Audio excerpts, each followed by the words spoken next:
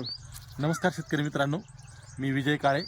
आज तुम्हाला थंडीच्या बहारामध्ये छाटणी का गरजेची आहे ते आज मी तुम्हाला सांगणार आहे. आता या ठिकाणी तुम्ही पाहू शकतात का ही जी काही कळी आलेली आहे ही रिफिलपेक्षा छोट्या काडीला आलेली.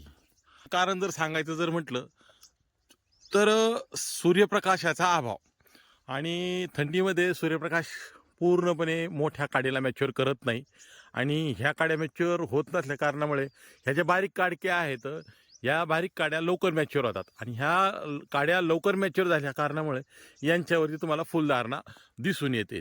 पेक्षा छोट्या काडक्या ह्या काढून घेतल्या पाहिजे का जेणेकरून तुमची ही जी काय फळधारणा आहे, जर समजा तुम्ही ही काडकी इथे जर छाटली तर हा जो काही आघात आहे, हा जो काही शॉक आहे ह्या काडीला इथे लागून तुमची फळधारणा पाठीमागे लागेल.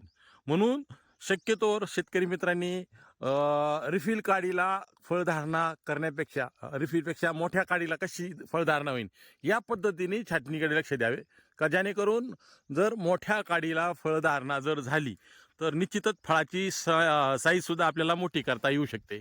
पण जो काय अन्नद्रव्यांचा पुरवठा आहे हा अन्न पुरवठा शेंड्याकडे यायला खूप वेळ लागतो आणि पाठीमागे जे काय झाडाला जोड आहेत हे जोड झाडाची जास्त ताकद जास्त अन्नद्रव्यांचा साठा खाऊन घेतात का जेणेकरून तुमच्या शेंड्यावरती अन्नद्रव्यांचा पुरवठा विपुल प्रमाणात होत नाही आणि हा पुरवठा विपुल प्रमाणात न झाल्या कारणामुळे तुमच्या आगारांची तुमच्या शेंड्यांची जी काय फळं आहे ती साईज घेत नाही. छोटी काडकी कमीच करा, ठेवूच नका बागामध्ये का जेणेकरून थंडीमध्ये तुमचा बहार योग्य पद्धतीने तुम्हाला आकार साईज घेण्यास मदत होईल आणि चांगली फुलधारणा मिळेल.